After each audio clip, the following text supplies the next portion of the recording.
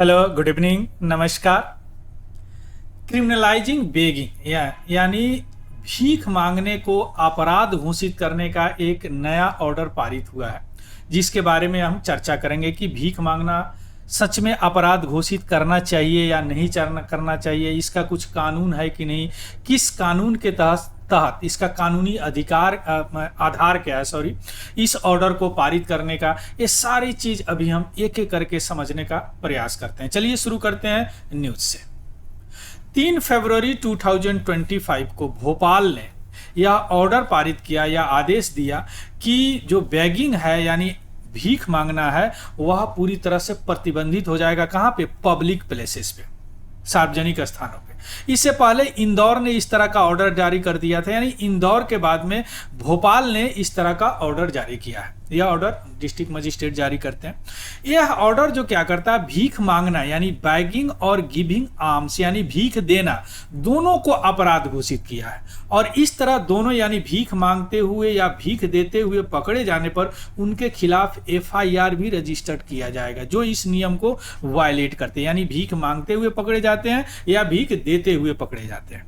अब जो आलोचक हैं उनका यह कहना है कि यह लॉ जो है एंटी पुअर है, यानी गरीबी विरोधी है, गरीब विरोधी है।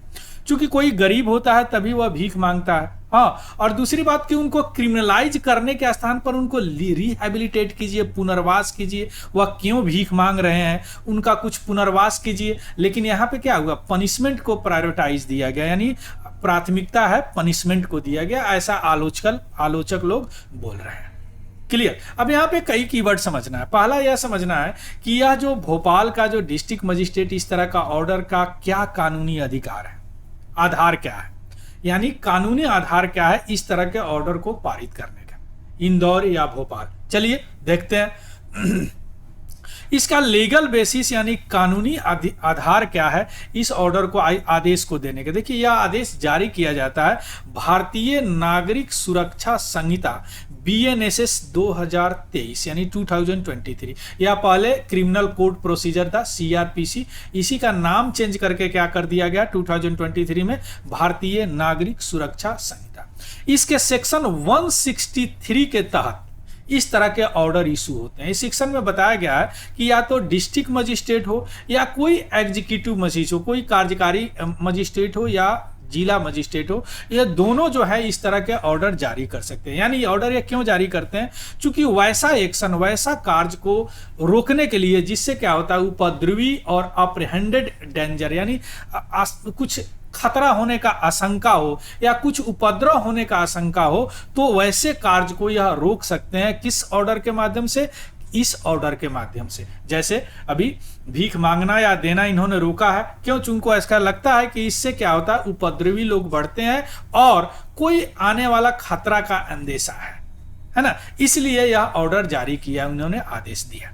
इस ऑर्डर को नहीं मानने पे यानी अवज्ञा करने पे 6 महीने तक सजा है और 2500 यानी 2500 रुपया फाइन है, या दोनों हो सकता है। लेकिन अगर आप इसको अवज्ञा करते हैं, डिसओबीडियंस करते हैं यानी किसी ऑर्डर को, और उसके करने से अगर किसी का लाइफ और हेल्थ जो खतरे में आता है, तो पनिशमेंट जो है 1 साल तक इंक्रीज हो सकता है और 5000 आपको फाइन देने पड़ेंगे।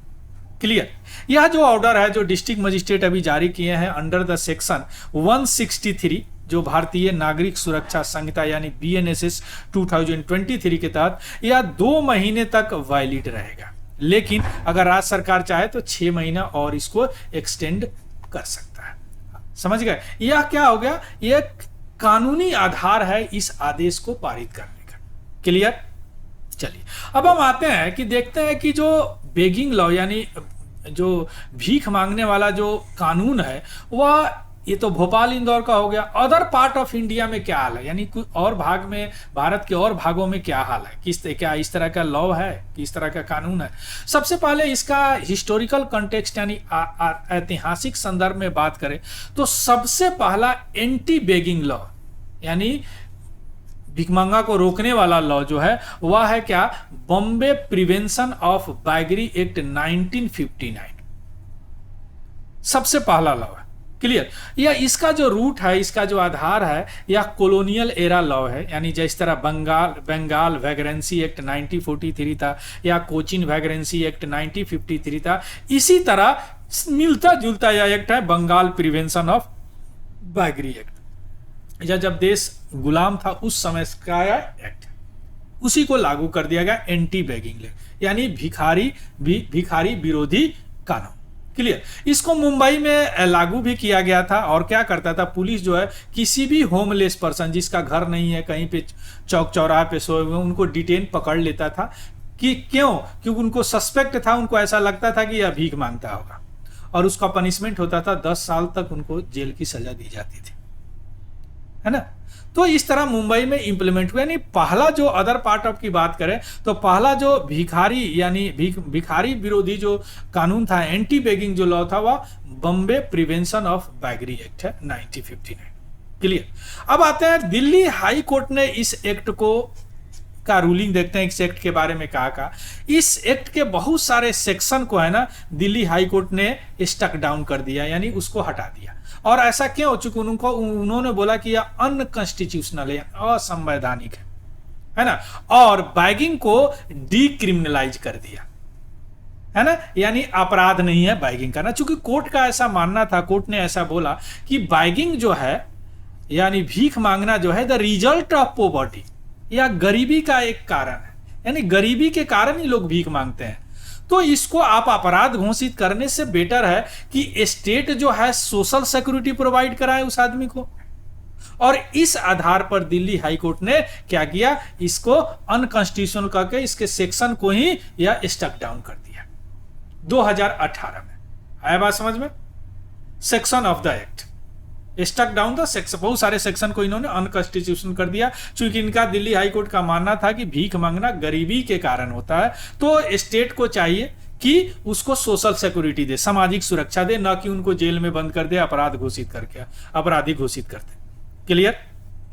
अब आते हैं थोड़ा सा सेंट्रल और स्टेट गवर्नमेंट का रिस्पॉन्स देखते हैं, यानी केंद्र और राज्य सरकार का क्या रिस्पॉन्स है इसमें। अभी तक कोई सेंट्रल लॉ नहीं है भिक्षावृत्ति का।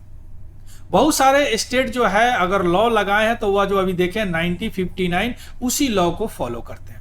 बाद में 2016 में डेस्टिट्यूशन मॉडल एक्ट बिल आया, जिसका एम था कि जो भी क्रिमिनलाइजेशन की बात है, अपराधीकरण की बात है, उसको रिप्लेस करके रिहैबिलिटेशन सेंटर में बदल दिया जाए। यानी कोई भीख मांगते हुए पकड़ा जाएगा तो उनको जेल में न डाला जाए, रिहैबिलिटेशन सेंटर में उनको डाला जाए। लेकिन यह इंप्लीमेंट नहीं हुआ।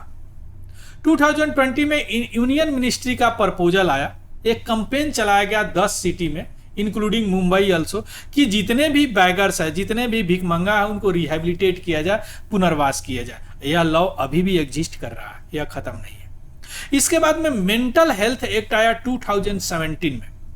इसमें कुछ प्रोविजन इंक्लूड थे कि होमलेस जो इंडिविजुअल है, यानी जिनके पास घर नहीं है और उनका मेंटल इलनेस है, अगर वह दिमागी रूप से ठीक नहीं है, बीमार है, तो उनको इस तरह का प्रोविजन था कि उनको रिहैबिलिटेशन सेंटर में डाला जाए। लेकिन यह अभी डीक्रिमिनलाइज नहीं किया बैगिंग को, यानी भिक्षावृत्ति को यह भी अपराध ही घोषित किया, यानी अपराधीकरण डीक्रिमिनलाइज नहीं किया, क्रिमिनलाइज ही रखा।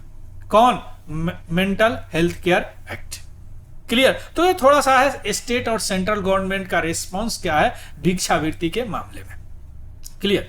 अब आते हैं की डिबेट की बात करते हैं, इस पे क्या बहस हो रहा है। जो भी अथॉरिटी है जो लागू करते हैं वो जस्टिफाई कर रहे हैं इसको एंटी बेगिंग लॉ को, यानी भिक्षावृत्ति विरोधी लॉ को। उनका ऐसा कहना है कि इस लॉ से जो फोर्स्ड बैगिंग है, यानी जबरदस्ती भीख मंगवाया जाता है बच्चे वगैरह से, या ट्रैफिकिंग जो हो रही है, यानी लोगों को तस्करी जो हो रहा है, मानव तस्करी हो रहा है, उसको काउंटर करने के लिए यह लॉ जरूरी है, एंटी बैगिंग लॉ। यह कौन? अथॉरिटी बोल रहा है, जो लागू कर रहे हैं, यानी राज्य बोल रहा है या जो मजिस्ट्रेट लागू किए हैं। चूंकि एंटी बैगिंग लॉ लागू करने से क्या होगा, फोर्स्ड बैगिंग यानी जबरदस्ती भिक्षावृत्ति करवाया जाता है, या जो ट्रैफिकिंग है, मानव तस्करी है, उसको रोका जा सकता है। जबकि एक्टिविस्ट जो बोल रहे हैं, जो कार्यकर्ता इनके विरोधी है, उनके बोल रहे हैं कि इसके लिए तो एंटी ट्रैफिकिंग लॉ है आपके पास, मानव तस्करी विरोधी अधिनियम है आपके पास, उससे इस तरह के केसों को आप हैंडल कीजिए। यह क्यों ला रहा है, एंटी बैगिंग लॉ क्यों ला रहा है?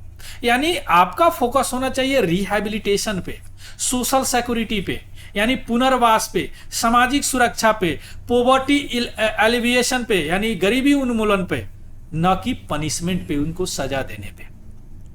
ऐसा एक्टिविस्ट लोग आर्गू कर रहे हैं, ऐसा वो लोग कर रहे हैं। यही डिबेट चल रहा है। अथॉरिटी बोल रहा है कि फोर्स यानी जबरदस्ती किया जा रहा है, जबकि ये बोला कि नहीं, इसके लिए आप एंटी ट्रैफिकिंग लॉ है ही आपके पास।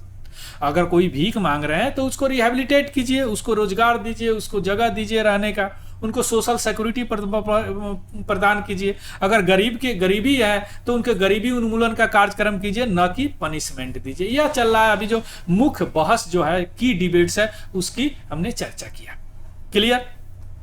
इसका पीडीएफ हमारा टेलीग्राम चैनल है तिवारी जनरल स्टडी, वहां से आपको मिल जाएगा, वहां से देख लीजिएगा, उसको भी ज्वाइन कर लीजिएगा। और अगर इंफॉर्मेटिव लगा तो प्लीज लाइक, शेयर और सब्सक्राइब जरूर कीजिएगा। क्लियर? किसी तरह का कोई डाउट हो तो कमेंट सेक्शन में बता सकते हैं। So thank you, have a good day and happy learning. Thank you very much.